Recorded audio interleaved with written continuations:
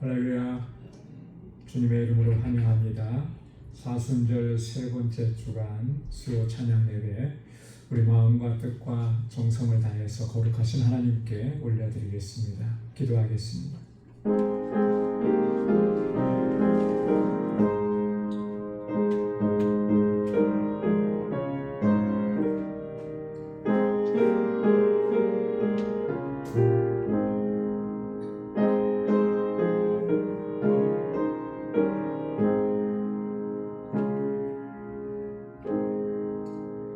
하나님은 우리의 피난처시오 힘이시니 환난 중에 만날 큰 도움이시라.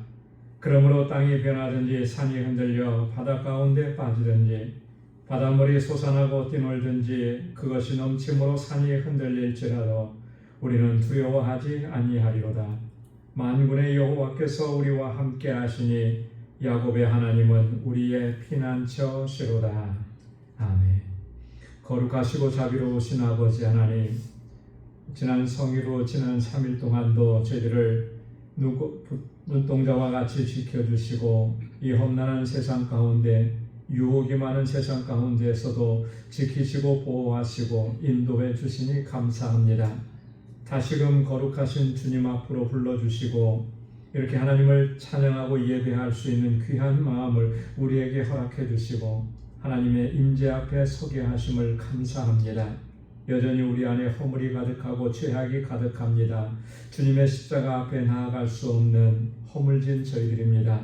주님, 우리를 불쌍히 여겨주시고 주의 보혈로 씻어주시고 우리 안에 정한 마음을 창조하시고 정직한 영을 새롭게 하여 주옵소서. 온 마음을 다하여 하나님을 예배하게 하옵소서. 우리의 예배를 기뻐 흠양해 주옵소서. 예수님의 이름으로 기원하옵나이다. 아멘. 전능하사 천지를 만드신 하나님 아버지를 내가 믿사오며 그 외아들 우리 주 예수 그리스도를 믿사오니 이는 성령으로 잉태하사 동정녀 마리아에게 나시고 본디오 빌라도에게 고난을 받으사 십자가에 못 박혀 죽으시고 장사한 지 사흘 만에 죽은 자 가운데서 다시 살아나시며 하늘에 오르사 전능하신 하나님 우편에 앉아 계시다가 저리로서 사람자와 죽은 자를 심판하러 오시리라. 성령을 믿사오며 거룩한 공예와 성도가 서로 교통하는 것과 죄를 사하여 주시는 것과 몸이 다시 사는 것과 영원히 사는 것을 믿사옵나이다. 아멘. 찬양으로 하나님께 영광 돌리겠습니다. 내 눈 주의 영광을 보내.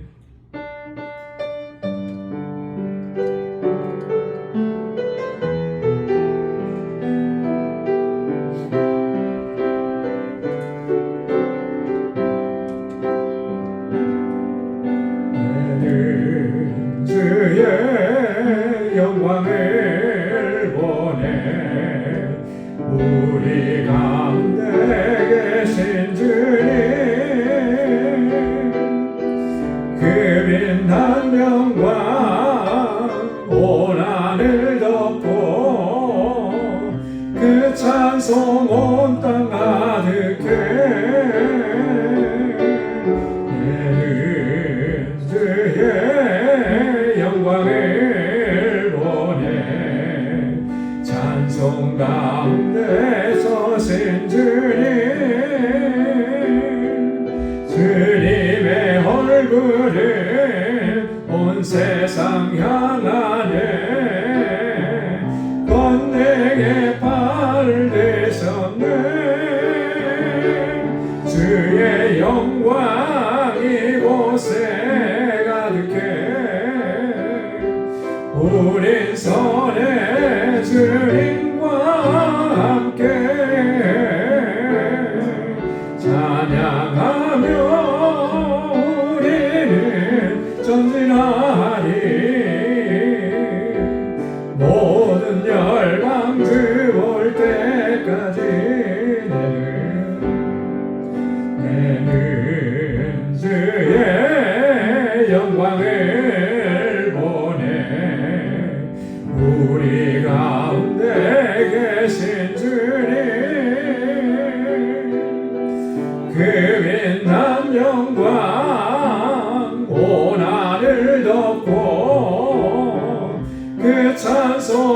온 땅 가득해 내는 주의 영광을 보내 찬송 가운데 서신 주님의 얼굴은 온 세상 향하네 권능의 발을 드셨네 주의 영광 이곳에 가득해 우린 선의 주님과 함께 찬양하며 우리는 전진하리 모든 열방 주 볼 때까지 주의 영광 이곳에 가득해 우린 선의 주님과 함께 찬양하며 우리는 전진하리 모든 열방 주 볼 때까지 모든 열방 주 볼 때까지 아멘. 마음속에 근심 있는 사람 우리 박수하면서 힘차게 찬양하겠습니다.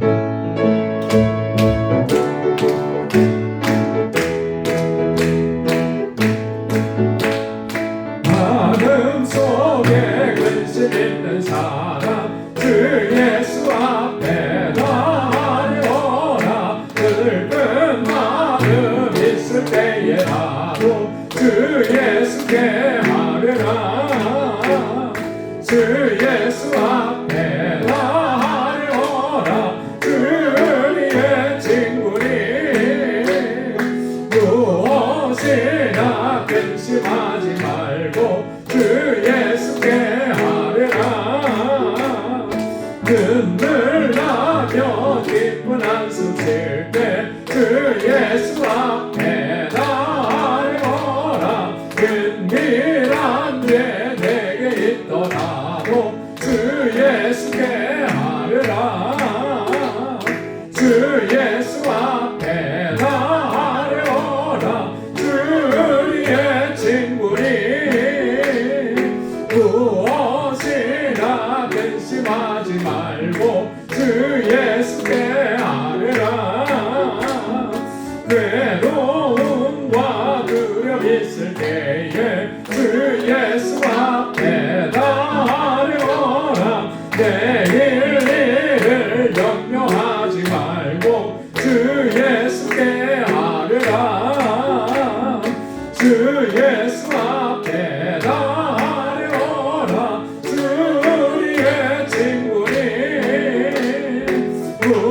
무엇이나 근심하지 말고 주 예수께 하려라 죽음 앞에 겁을 내는 자여 주 예수 앞에 나아려라 하늘 나라 바라보는 자여 주 예수께 하려라 주 예수 앞에 나아려라 주의 친구니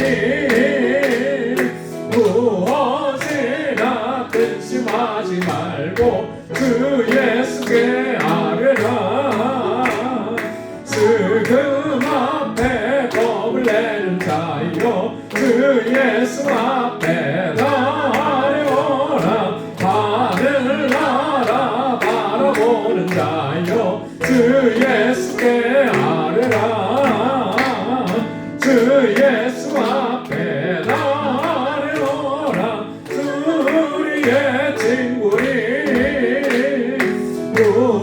무엇이나 근심하지 말고 주 예수께 하려라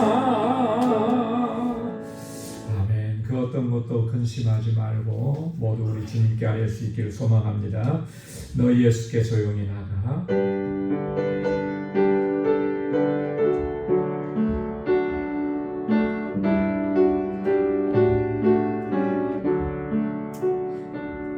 너 예수께 조용히 나가 내 모든 짐 내려놓고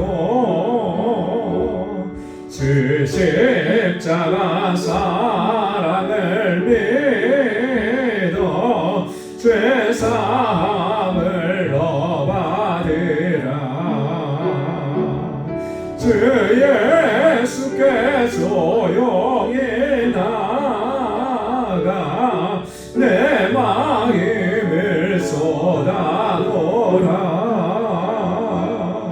내는 미리 보시는 주님 그의 은혜를 베푸시니 주 예수의 은혜를 입어 내 슬픔이 없어지니 내 이웃을 사랑하여 내 받은 것 거저주라. 주 예수께 조용히 나가 내 마음을 쏟아놓으라. 내는 미리 보시는 주님 그 은혜를 베푸시니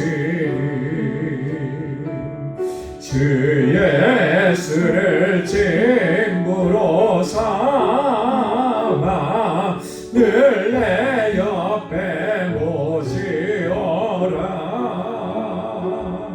그 영원한 생명샘 물에 내 마른 목 죽이어라. 주 예수께 조용히 나가 내 마음을 쏟아놓으라. 내는 미리 보시는 주님 그 은혜를 베푸시니 너 주님과 사귀어 살면 새 생명이 넘치리라. 주 예수를 찾는 이 앞에 참 밝은 빛 주어라. 주 예수께 조용히 나가 내 마음을 쏟아놓으라. 내는 미리 보시는 주님 그 은혜를 베푸시니 주 예수께 조용히 나가 내 마음을 쏟아놓으라. 내는 미리 보시는 주님 그 은혜를 베푸시니. 아멘. 우리 이 시간 다 같이 통성으로 함께 기도하겠습니다. 먼저 교회를 위해서 또 목회자를 위해서 또 직분자들을 위해서 함께 기도해 주시고 또 우리 사랑하는 자녀손들 주일학교와 유스월과 EM 교사들과 또 우리 라미 목사님 또 목회자 청빙을 위해서 우리 알라메다 방주교회를 위해서, 우리 엘리아스 목사님과 박지만 한여정 선교사님을 위해서, 또 우리 모든 선교사님들과 그 사역지 위해서, 우리 교우들을 위해서 기도할 때 특별히 환우들과 연로하신 어르신들을 위해서 기도해 주시고, 지금 국제적으로 굉장히 전쟁이 있고 또 갈등이 있고 그렇습니다. 빨리 이 모든 것들이 종결되고 평화가 오도록, 그래서 무고한 피해가 있지 않도록 하나님께서 주관하시고 역사해 달라고 기도해 주시고, 오늘 이 시간 같이 가지고 나온 개인적인 기도의 제목, 이 시간 통성으로 하나님께 같이 기도하겠습니다. 거룩하신 아버지 하나님 감사합니다. 나의 주 나의 하나님 아버지, 다시금 주님 앞에 나오도록 우리의 발걸음을 인도하시고 하나님을 경배하고 찬양하고 예배케 하시니 감사합니다. 우리의 마음의 중심이 항상 여호와 하나님 주님을 향할 수 있도록 도와주옵소서. 아버지 하나님 영과 진리로 하나님을 예배할 수 있도록 성령께서 우리를 주장하시고 인도하여 주옵시고, 하나님 우리 안에 모든 허물과 죄악을 성령의 불로 태워주시고 주의 보혈로 깨끗하게 씻어주옵소서. 날마다 겸손한 마음으로 주님 앞에 서게 하옵소서. 아버지 하나님 주님 앞에 두 손 들고 나오는 죄를 되게 하옵소서. 긍휼히 여겨주시고 불쌍히 여겨주시고 주님의 은혜로 채워주시고 다시금 새 힘을 허락해 주셔서 하나님 기쁨으로 주님을 섬길 수 있도록 은혜를 허락하여 주옵소서. 우리 광주교회 주님 세우시고 여기까지 인도해 주시니 감사합니다. 믿음의 역사와 사랑의 수고 소망의 인내로 소문난 교회가 되게 하옵소서. 구원의 방주로서의 사명을 잘 감당하게 하시고 이 어두운 세상을 향하여 진리의 등대 생명의 빛을 비출 수 있도록 인도하여 주옵소서. 이 제자리에 세워주신 주의 종들과 하나님 신실한 주의 청지기들을 복주시고 은혜 내려주시고 아버지 저들의 믿음으로 역사하도록 인도하여 주옵소서. 특별히 하나님 이곳에서 자라나는 우리 사랑하는 자녀손들을 위해서 기도합니다. 아버지 주일학교와 유스그룹과 EM을 위해서 우리 가정에 허락해 주신 귀한 우리 사랑하는 자녀손들 붙잡아 주옵소서. 저들이 정말 하나님 잘 경외하고 믿음으로 살게 하옵소서. 아버지 하나님 주님께서 기뻐하시는 믿음의 아들과 딸들이 되게 하옵소서. 이 세대의 빛의 아들들로 빛의 딸들로 드러나게 하여 주옵소서. 우리 유스그룹과 EM을 하나님 기억해 주시고 긍휼히 여겨주시고 부흥의 은혜를 허락해 주시고 저들에게 필요한 하나님 귀한 목자를 속히 보내어 주옵소서. 늘 애쓰고 수고하는 우리 교사들과 하나님 목사님 하나님 능력의 장중에 붙들어 주시고 저들의 기도와 저들의 헌신과 사랑이 헛되지 아니하도록 인도하여 주옵소서. 아버지 하나님 우리 알라메다 방주교회를 견고하게 붙들어 주옵소서. 힘들고 어려운 가운데서도 주님 세워주셨사오니 능력의 장중에 붙들어 주시고 아버지 구원의 방주로 우뚝 서게 하옵소서. 우리 엘리아스 목사님과 또 우리 박지만 한여정 선교사님 우리 합력하여서 주님의 뜻을 이루어가게 하셨사오니 사랑하는 주의 종들을 강건하게 붙잡아 주옵소서. 지금도 세계 곳곳에서 복음을 증거하는 우리 선교사님들 눈동자와 같이 지켜주시고 그 땅의 생명의 역사가 풍성하게 일어나도록 그 사역지마다 은혜를 베풀어 주옵소서. 아버지 하나님 우리 광주의 권속들을 위해서 기도합니다. 아버지 하나님 이 공고한 세상 속에서 지치지 아니하도록 피곤하지 않도록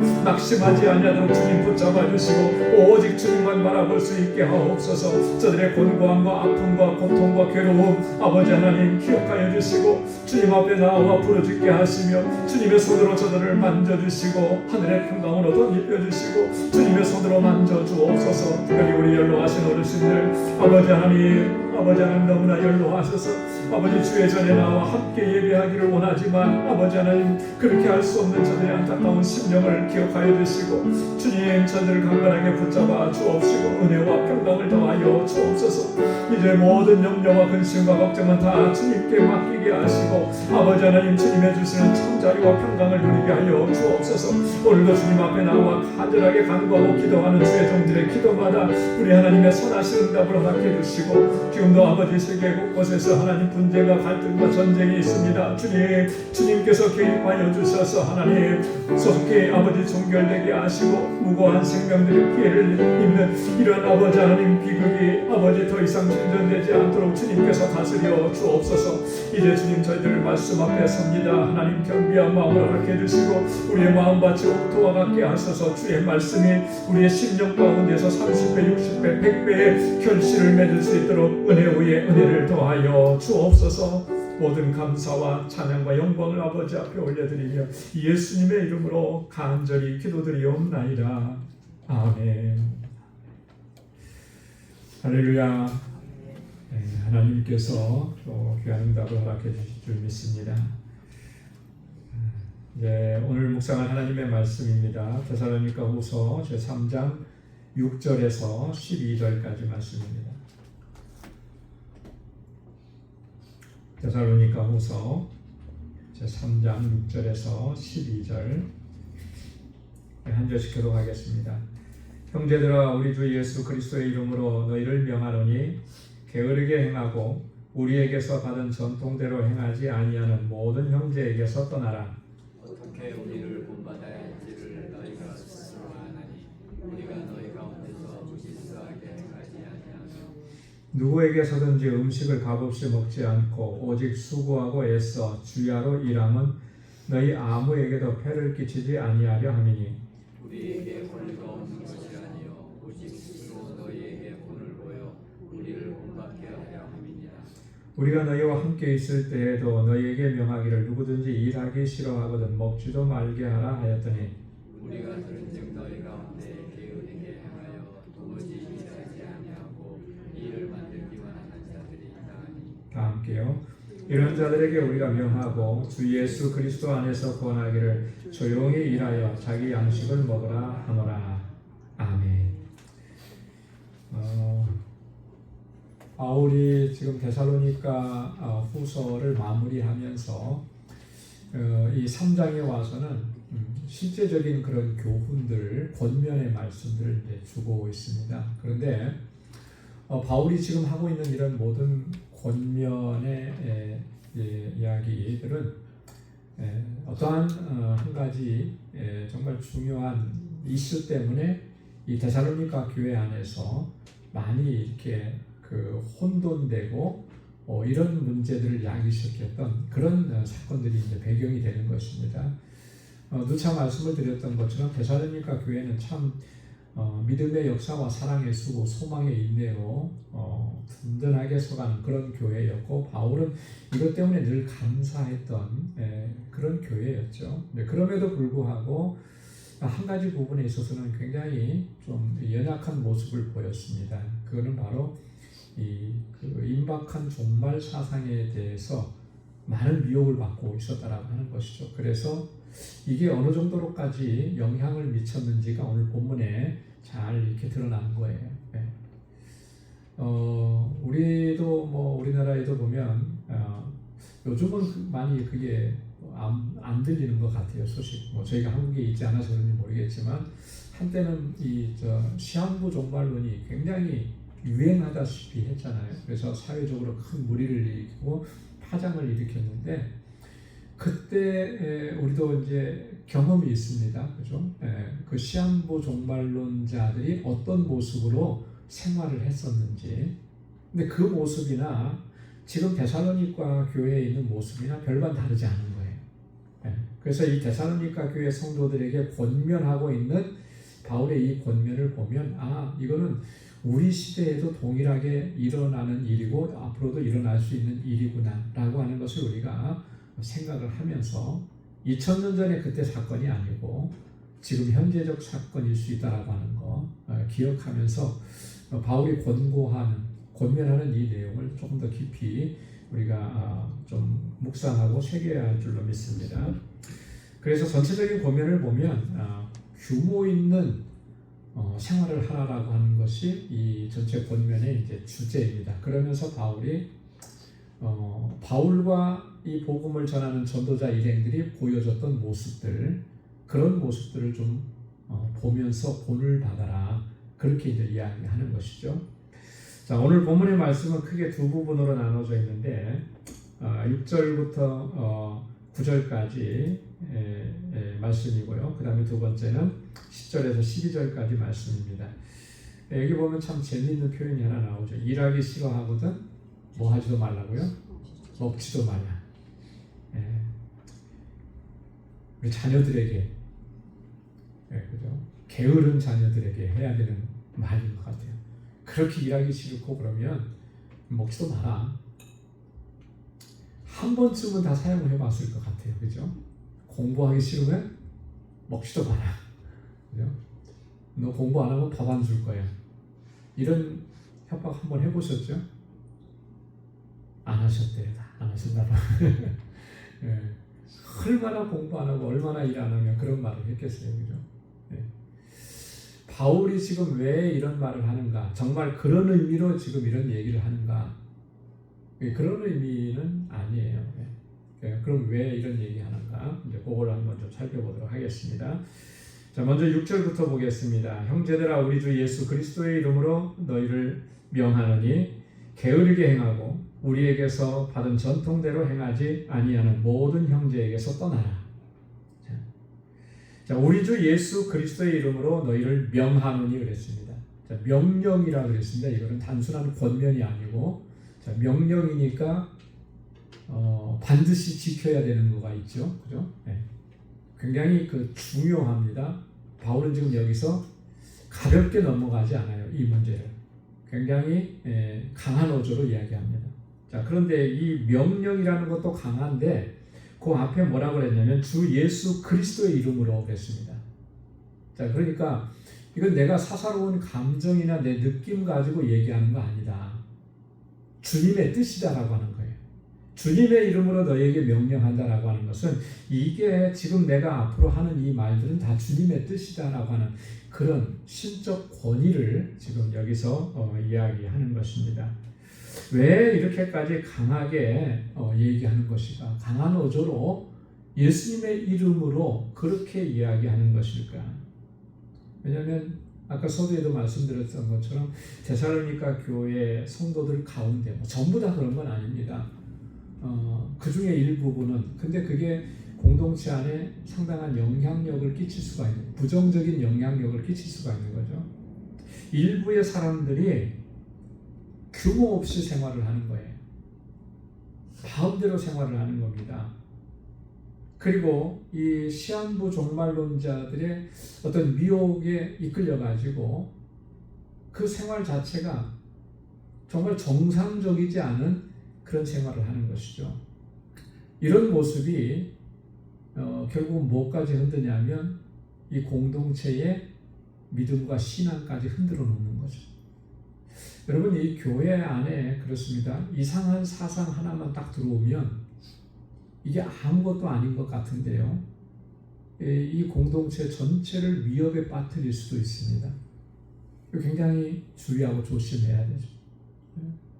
한때 이 뉴욕 교계를 막 들썩이고 또 초긴장시켰고, 실제로 그 사람들에 의해서 교회가 정말 큰 어려움을 당하고 교회가 산산조각 나고 그런 일들이 있었습니다. 신천지들이 들어와서, 그죠? 네. 신천지들이 들어와서 교회 한 교회를 없애버리는데 여러 사람 막 단체로 들어온 거 아니거든요. 한두 사람이에요, 한두 사람. 두세 사람입니다. 그 사람들이 들어와가지고 계속해서 사람들을 현혹시키고 포섭하고 교회의 불만을 이야기하게 하고 결국 그 안에서 점점 넓혀간 거죠. 그래서 결국은 교회가 정말 큰 어려움을 겪고 이런 일들이 있었어요. 여기서 규모 없이 그렇게 행하던 사람이 대다수가 아니에요. 작은 사람들입니다. 하지만 그 작은 사람들의 부정적인 그런 이 영향력은 엄청나게 크다라고 하는 사실을 바울은 너무나 잘 알고 있었던 거죠. 그래서 그렇게까지 이렇게 강하게 권고하는 것입니다. 바로 앞장에 2장 2절에서 바울이 이런 얘기를 한 적이 있습니다. 영으로나 또는 말로나 또는 우리에게서 받았다 하는 편지로나 주의 날이 이르렀다고 해서 쉽게 마음이 흔들리거나 두려워하거나 하지 말아야 한다는 것이라. 주님의 날이 이르렀다고, 임박한 종말 사상이죠. 곧 주님이 오신다고. 그렇다고 해서 거기에 미혹되거나 마음이 흔들리거나 혹은 두려움을 갖거나 이래서는 결코 안 된다라고 바울은 이미 권면을 했었습니다. 그랬기 때문에 이렇게 강한 어조로 그렇게 이야기했음에도 불구하고 그런 사람들이 있었다라고 하는 것이죠. 자, 그런데 그 사람들이 보여준 행태 중에 하나가 뭐냐면 게으르게 행하는 거예요. 게으르게 행하는. 그리고 우리에게서 받은 전통대로 행하지 않는 것. 이 두 가지가 특징인 것입니다. 그래서 그런 사람들에게서 어떻게 하라고 얘기했습니까? 떠나라 그랬습니다. 떠나라. 멀리하라. 멀리하라. 여기 게으르게 행한다라고 하는 말은 예전에 우리 개역 성경에서는 규모 없이 행하는 자들이라 그렇게 얘기했는데요. 이 게으르다라고 하는 표현은 이런 겁니다. 이 그리스도의 재림에 대해서 너무나 광신적으로 열정을 가지고 그렇게 기다리면서 사로잡혀 가지고 그 삶 자체를 무절제하고 무의도식하는 그런 모습으로 사는 것을 이야기하는 거예요. 여러분 잠시 우리 아까 얘기했던 우리나라에 있었던 그 시한부 종말론자들의 모습을 되돌아가서 한번 기억을 해보면 여러분 그 사람들이 어떤 생활을 했었던지 기억나시죠? 다 한 곳에 모여서 그죠? 생활을 했습니다. 그리고 그동안에 직장 잘 다니던 사람이 직장 다 팽개쳐 버린 거예요. 사업 열심히 하던 사람이 사업 다 팽개쳐 버린 거예요. 그리고 다 정리해가지고 그걸 가지고 그냥 그 공동체 안으로 들어가 버린 거예요. 가정은 어떠냐면 가정도 마찬가지. 가정도 다 팽개쳐 버리고 그렇게 해고서는 그냥 거기 들어가서 그렇게 한 거예요. 일도 하지 않고 한 가지만 하죠. 뭘 하는 겁니까? 주님 곧 오신다 그랬으니까 주님 오시는 날만 기다리는 거예요. 거기서 이런 모습들을 가리켜서 게으르게 행하는 자들이다 이렇게 표현하는 거예요. 정말 우리가 믿음으로 산다면 우리가 해야 되는 또 주님께서 우리에게 주신 사명들 너무나 많잖아요. 그죠? 가장 그 핵심적인 주님께서 우리에게 명하신 사명은 뭡니까? 복음을 증거하는 거죠. 예수 그리스도의 증인이 되는 거예요. 근데 그런 주님의 성경에서 말씀하고 있는 주님이 직접 말씀하신 그 사명은 다 팽개쳐 버린 거죠. 그 생각 속에 뭐가 있겠습니까? 주님 곧 오시는데 그게 무슨 의미가 있느냐 이런 거예요. 그러니까 그런 사명도 그죠? 주님의 명령도 다 팽개쳐 버리고 본인의 생활 속에서 정말 성실하게 감당해야 될 그런 그 자리에서의 어떤 직분이나 이런 게 있는데 그것도 다 팽개쳐 버리고 이렇게 규모 없이 무의도식하면서 이렇게 행하는 자들, 그들을 가리켜서 게으른 자들이다. 게으르게 행하는 자들이다. 그들에게서 떠나라 이렇게 얘기합니다. 두 번째는 그들의 특징이 뭐냐면 우리에게서 받은 전통대로 하지 않는다. 바울과 바울의 일행이 그들에게 전해준 전통대로 하는 이게 무슨 전통이겠습니까? 뭘 가리키는 거겠어요? 그럼 복음을 가리키는 거잖아요. 그죠? 바울이 전해준 게 뭘 전해줬겠습니까? 뭐 유대의 전통을 전해줬겠습니까? 그런 거 아니거든요. 예수 그리스도의 복음을 전해준 거예요. 그걸 가리켜서 우리에게 받은 전통이라 예수 그리스도의 복음과 그 복음 안에서 살아가는 삶 이것을 저버리는 거죠. 그 안에서 행하지 않는 것. 그렇다면 그들과 함께 있을 수 없으니까 그들을 떠나가라. 여러분 바울은 항상 그의 서신서에서도 보면 그가 강조하고 강조했던 것은요. 이 복음 안에서 살아가는 것을 강조했습니다. 우리 그리스도인들은 복음 안에서 살아가야 되는 거예요.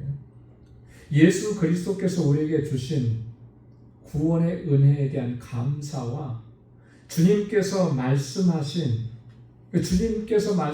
그 모든 것들이 다 복음이잖아요. 그 안에서 살아가는 거예요. 그래서 바울은 빌립보서 1장 27절에 오직 너희는 그리스도의 복음에 합당하게 생활하라 이렇게 권면한 거예요.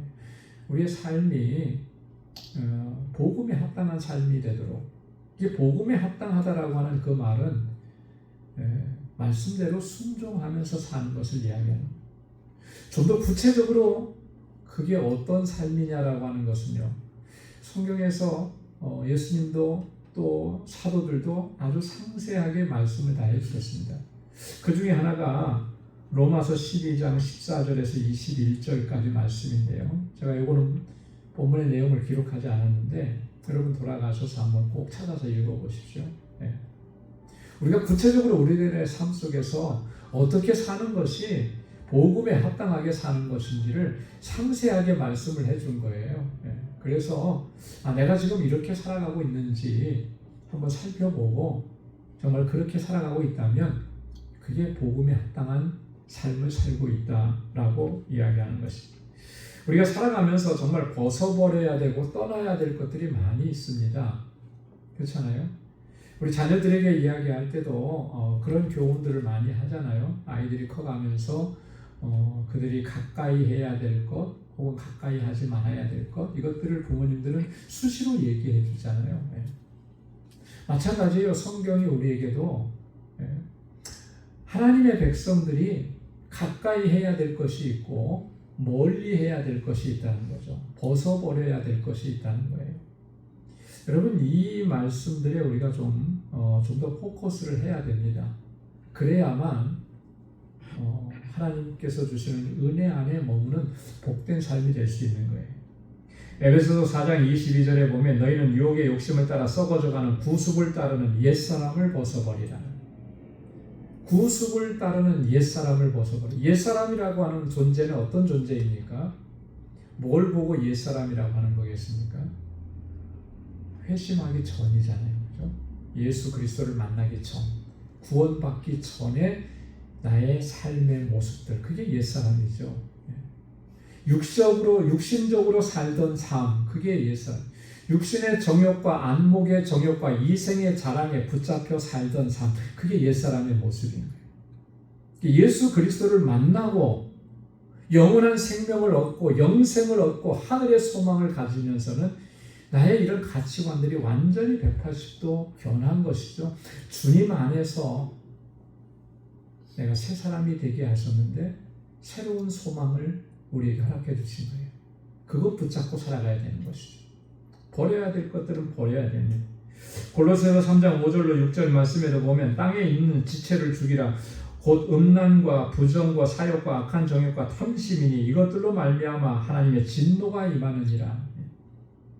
구체적으로 얘기했죠. 음란과 부정과 사욕, 악한 정욕과 탐심, 이건 땅에 있는 지체들이에요. 이것들로 말미암아 뭐가 임한다 그랬습니까? 하나님의 진노가 임한다. 이거 버리지 못하면, 여기서 떠나지 아니하면 하나님의 진노 앞에 놓일 수밖에 없다라고 하는 거잖아요. 로마서 16장 17절에도 보면 형제들아 내가 너희를 권하노니 너희가 배운 교훈을 거슬려 분쟁을 일으키거나 거치게 하는 자들을 살피고 그들에게서 떠나라 그랬습니다. 너희가 배운 교훈을 거스리는 것. 우리가 배운 교훈은 뭡니까?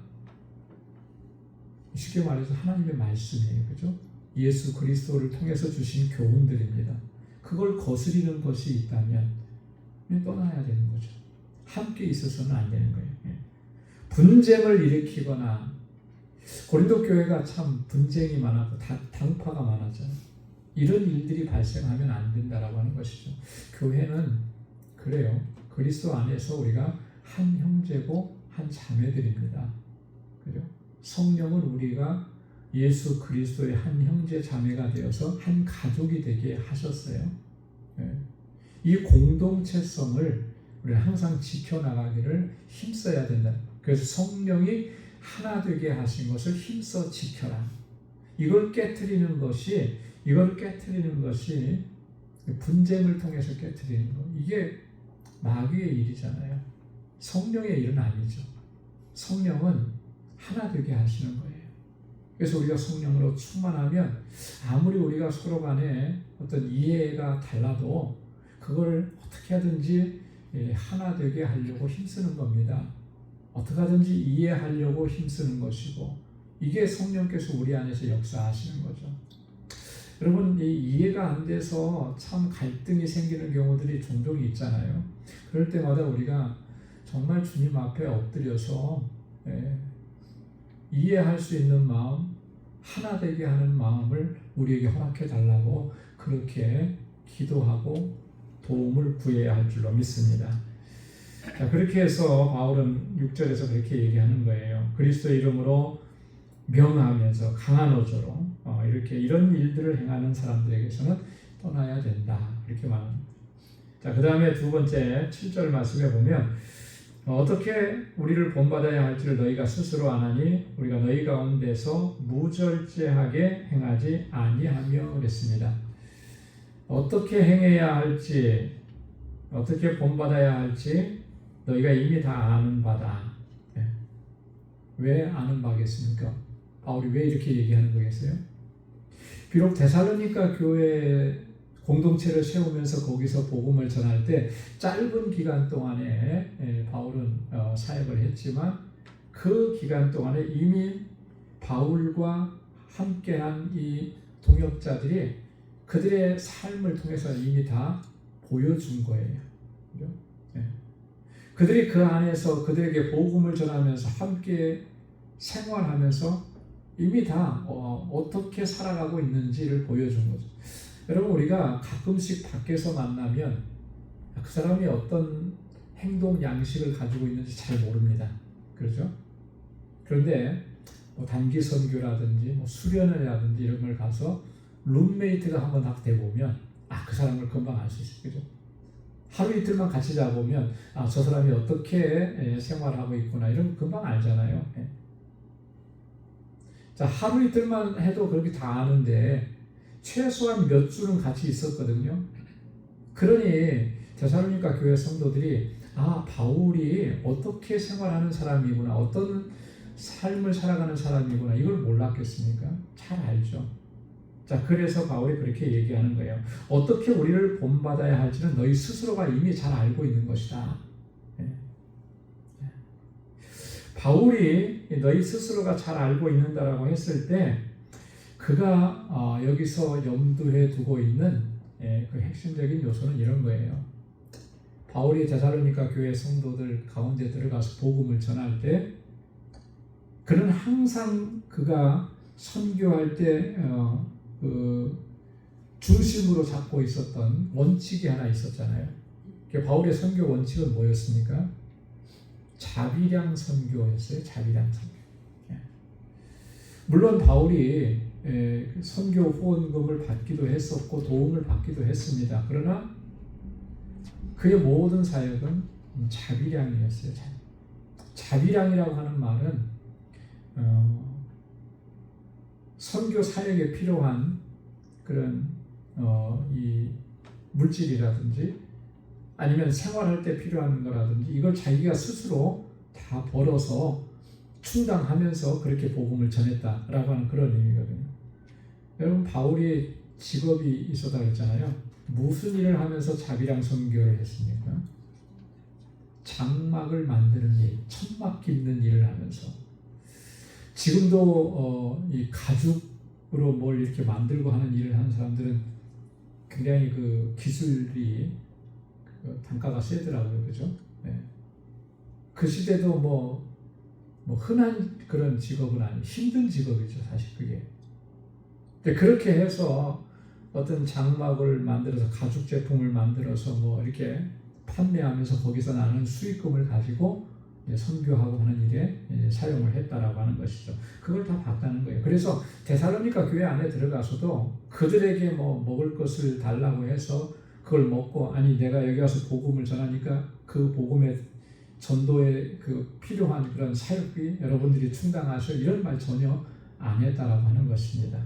그렇게 하기 위해서 바울이 얼마나 정말 부지런했을까요? 그죠? 얼마나 열심히 했을까요? 복음을 전하면서 또 그 일들을 감당해서 수익을 내고 하는. 그러니까 이거는 우리가 직접 보지 않았어도 얼마나 참 그가 성실하게 규모 있게, 그죠? 그렇게 일을 했고 복음을 전하는 사역을 했을지는 우리가 충분히 이해할 수 있는 그런 부분입니다. 그래서 우리가 너희에게 무질서하게 행하지 아니했다 그렇게 얘기합니다. 여러분, 우리가 무질서하게 행하지 않는다라고 하는 이 표현을 조금 주목해야 되는 것인데요. 이 말은 우리에게 주어진 현실의 삶에서도 성실해야 된다라고 하는 그런 의미를 담고 있는 거잖아요. 우리가 직분을 감당할 때 우리는 교회 안에서는 이런 직분이 분명히 있죠. 하지만 우리 교회 안에서 가지고 있는 직분이 우리가 살아가는 삶에 있어서 전부는 아니에요. 그죠? 우리가 살아가는 삶 속에서 또 다른 우리에게 주어진 역할들이 있습니다. 여러분들의 대부분의 생활은 다 어디서 합니까? 뭐 직장에서들 많이 하실 거 아니에요? 그러면 직장에서 감당해야 되는 일들이 있는 거예요. 또 다른 대부분의 삶은 어디에서 합니까? 가정에서 하잖아요.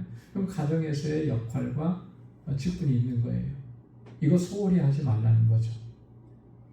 교회 일 해야 된다고 해서 직장 일 팽개쳐 버리고 뭐 마음대로 막 하고, 교회 일 해야 된다고 해서 가정에서 해야 되는 일 안 하고 막 해버리고, 여러분 그게 하나님께 영광을 돌릴 수 있겠느냐? 하나님께서 그런 일들을 기뻐하시겠느냐?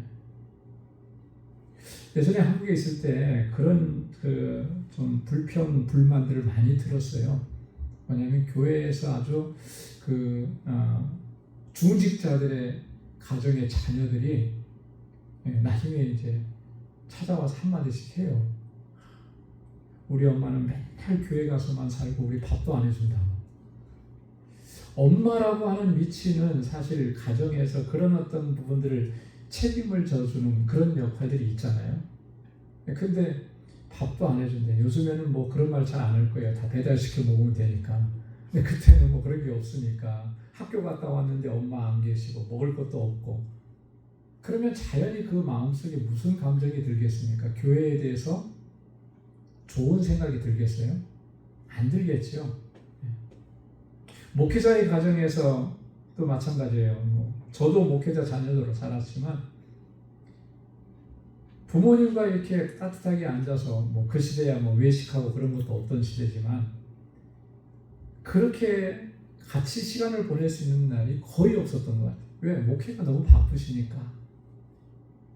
다른 아이들은 저녁 시간에 가족들이 부모님과 함께 어떤 시간을 보내는 게 있고 어디 여행도 가고 그러는데 저희는 그런 게 없었어요. 이런 게 하나 이게 속에 이게 불만으로 쌓이는 거예요. 그래서 최근에 이제 그 이후의 세대, 저희 세대나 이후의 세대는 이 목회자들도 가정 사역이 참 중요하다라고 하는 것을 계속 강조하죠.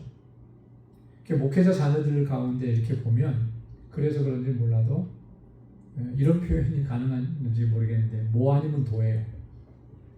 뭐 아니면 도. 무슨 말이냐면 그 가정 안에서 정말 신실하게 자라서 대를 이어서 하나님의 귀한 일꾼이 되는 사람도 있는가 하면, 또 어떤 사람은 그 불만과 불평이 계속 쌓여가지고 교회를 떠나는 사람, 목회자 가정에서도 교회를 떠나는 사람들이 있어요. 너무나 안타까운 일이잖아요. 왜 그런 일들이 벌어지겠는가? 여러 가지 요인이 있겠지만 그 중에 가장 중요한 것은 목회 일이 너무나 바쁘다고, 교회 일이 너무나 바쁘다고 가정을 소홀히 했기 때문에, 가정 안에서 가장의 역할, 가정 안에서 어머니의 역할들을 제대로 못했으니까 그렇게 되는 거예요. 이걸 과연 하나님께서 기뻐하실까? 그렇지 않다라고 하는 거죠. 그래서 우리가 너희에게 무질서하게 행하지 않는다라고 하는 말, 그런 말이에요.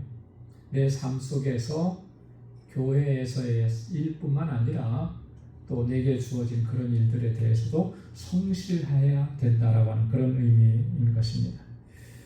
자, 8절 말씀에 바울이 왜 그렇게 질서 있게 했느냐?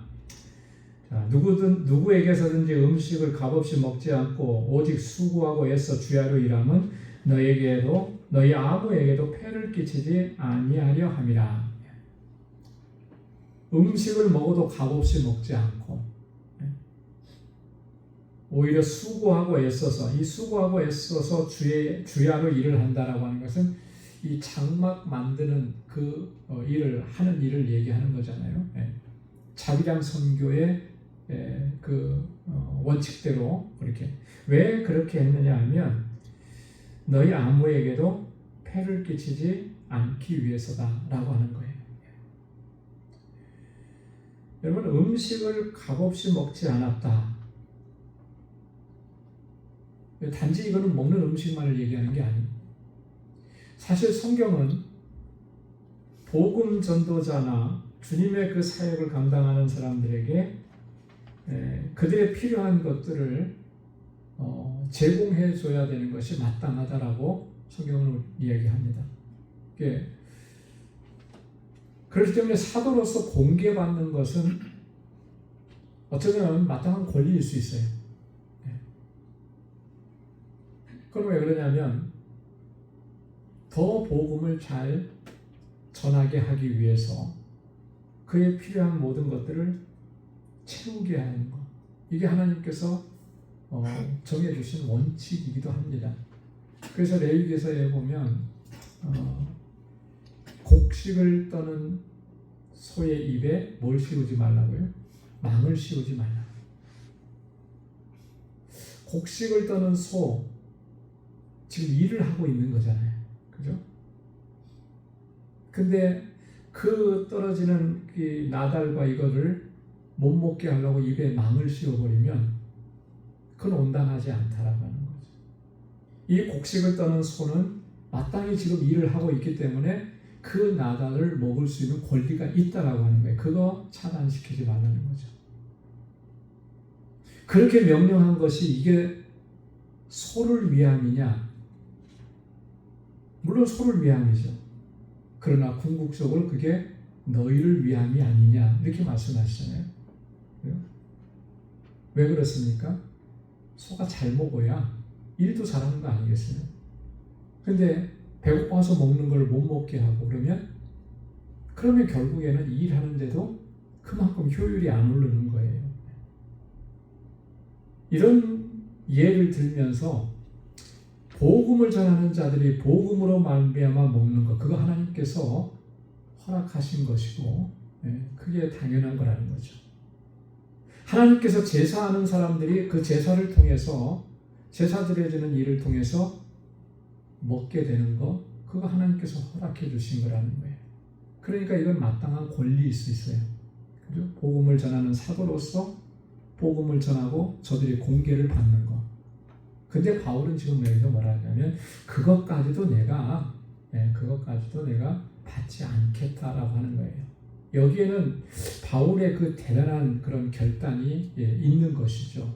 왜 그렇게 했느냐면 첫 번째는 너희 아무에게도 폐를 끼치고 싶지 않다라고 하는 거예요. 그것이 부담이 되게 하고 싶지 않다라고 하는 것이죠.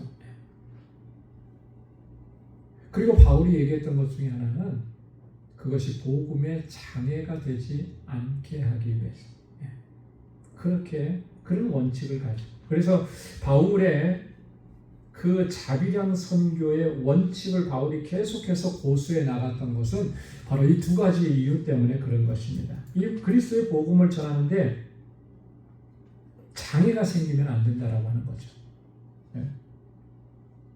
그 과도하게 사도 복음을 전하는 사도들에게 공개를 해야 된다는 거, 그걸 요구해가지고 본질이 흐려져서 복음을 전하는 일이 방해를 받으면 그거는 뭔가 대단히 잘못된 거 아니겠어요? 그렇죠? 요즘은 세대가 그렇다 그러더라고요. 모르겠습니다. 저희 때만 해도 어떤 그 임직 사역지로 이렇게 나가게 되면 사례비를 얼마나 줄 것인지, 복지 혜택을 얼마나 줄 것인지, 이거는 불문율이에요. 묻지를 못했습니다. 그죠? 그거 물으면 이 사람은 세속적이고 뭐 그런 거 있었어요. 근데 요즘은 안 그래요. 그죠? 요즘은 목회자 청빙할 때도 다 그런 계약 조건이 있습니다. 그래서 계약 조건이 안 맞으면 못 갑니다. 그죠? 그리고 뭐 저희 미국에 있어서 한인 교단들의 그 교회는 좀 큰 교회들은 그런 게 있을 수 있는데 대부분은 잘 없는데요.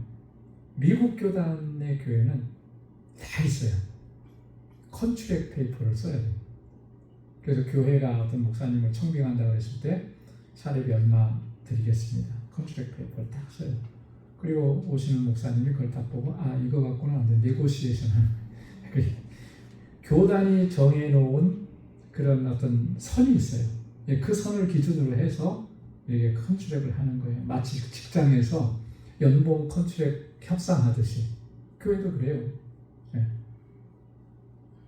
자, 그러면 과도하게 요구를 하면 교회가 그걸 받아들일 수 있겠습니까? 교회 사정도 있는데 그러면 이제 교회 청빙을 못하는 거죠.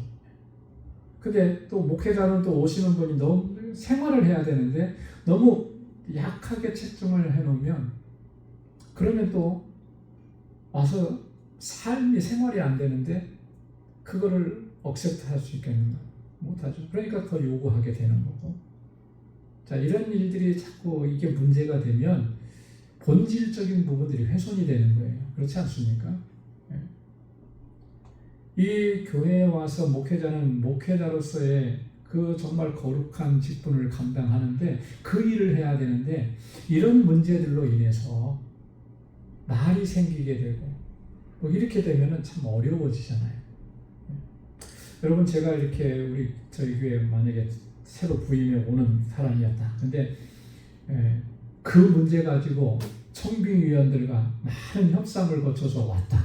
그러면은 그 소식을 여러분들이 들었다. 그러면은 강단에 서 있는 목사님이 어떻게 보이겠습니까? 은혜롭게 보이지는 않을 것 같아요. 그죠? 바울이 이런 걸 좀 생각을 해보면 바울이 그런 거예요. 자, 그러면서 이 공동체 안에 혹은 뭐 지체들이 정말 공개하는 일, 사도를 공개해야 되는데 그 일 때문에 힘겨워서 지치고 이렇게 되는 일들, 이런 일들이 생기지 않게 하기 위해서 자기는 그렇게 자유량 선교를 감당하고 열심히 주야로 일을 하면서 감당을 했다. 이런 이야기인 것입니다. 아무에게도 폐를 끼치지 아니하려고 그렇게. 고린도전서 9장 18절에 보면 바울이 그래서 이렇게 또 얘기합니다. 그런즉 내 상이 무엇이냐? 내가 복음 전할 때 값없이 전하고 복음으로 말미암아 내게 있는 권리를 다 쓰지 아니하는 이것이 상이로다. 나중에 이거는 주님께서 상을 주실 것 같다. 그런 의미로 쓴 거예요. 그죠? 복음으로 말미암아 내가 누릴 수 있는 권리. 아까 말씀드렸잖아요. 그죠? 복음을 전하는 자는 거기에 합당한 그런 공개를 받을 수 있는 권리가 있다는 거죠. 근데 그 권리가 있어도 나는 그걸 쓰지 않았다. 이게 내 상이지 뭐가 내 상이겠느냐. 그걸 쓰지 않고도 내가 사역을 할 수 있고 그걸 요구하지 않고도 내가 주님의 일을 할 수 있었으니 그게 내 상급이 아니겠느냐. 그런 고백인 것입니다. 자, 그 다음에 9절 말씀 여기까지만 읽고 우리 또 나머지는 다음 주에 한 번 더 하겠습니다. 우리에게 권리가 없는 것이 아니요 오직 스스로 너희에게 본을 보여 우리를 본받게 하려 함이니라. 그렇게 얘기했어요. 우리에게 권리가 없는 거 아니다. 권리가 없는 거 아니다. 그러나 이것이 너희에게 본이 되고 그리고 그 본을 여러분들이 따랐으면 좋겠다라고 하는 그런 바울의 마음을 전하는 것입니다. 아까도 말씀을 드렸지만 신명기 25장 4절에 그렇게 얘기했죠. 곡식 떠는 소의 입에 망을 씌우지 말라. 또 마태복음 10장 10절에서 예수님께서도 직접 말씀을 하셨어요. 여행을 위하여 배낭이나 두벌 옷이나 또 신이나 지팡이를 가지지 말라. 이는 일꾼이 자기의 먹을 것을 받는 것이 마땅하니라. 여기서 여행은 그냥 놀러 가는 여행을 얘기하는 게 아니고요. 전도 여행을 얘기하는 거예요. 복음을 전하면서 이 마을 저 마을로 다니는 거. 복음을 위해서 일하는 사람, 너희 두벌 옷, 신, 지팡이 그런 거 가지지 마라. 왜냐하면 그런 것들 공개받는 것은 마땅하다. 왜냐하면 일꾼이 자기 먹는 거, 그거 받는 거 마땅하지 않느냐라고 하는 그런 취지로 말씀을 하신 겁니다. 그러나 바울이 그 마땅한 권리도 거부했던 것, 그것은 아까도 말씀을 드렸던 것처럼 폐를 끼치지 않기 위해서, 그리고 복음의 장애가 되지 않게 하기 위해서, 그리고 한 가지 더 얘기하라고 한다면 여러분들에게 본이 되게 하기 위해서, 여러분들도 그렇게 그런 삶의 원칙을 가지고 살아가고 그런 복음 전하는 자의 원칙을 가지고 살아가라고 그 본이 되게 하기 위해서 그 삶을 계속해서 우리는 유지하고 있다. 이런 거예요. 그러니까 바울은 항상 그런 거죠. 항상 그 중심이 복음에 있습니다. 그리고 성도들에게 있어요. 이 복음을 받아들이는 성도들에게 있습니다. 그 마음이 있었기 때문에 가는 곳마다 그가 복음을 전할 때마다 그곳에 교회가 세워지고 하나님의 나라가 확장되고 했던 것이죠. 만약에 바울이 자기 일신상의 유익을 조금이라도 생각을 했다면, 그죠? 복음을 전하면서 내가 요즘처럼 조금 더 좋은 차 타고 조금 더 좋은 집에 살고 여기에 포커스가 맞춰져 있다면 그런 복음의 사역을 왕성하게 할 수 있었을까? 바울에게서는 자기를 위한 것은 하나도 없었어요. 그죠? 자기를 위한 건 하나도 없었어요.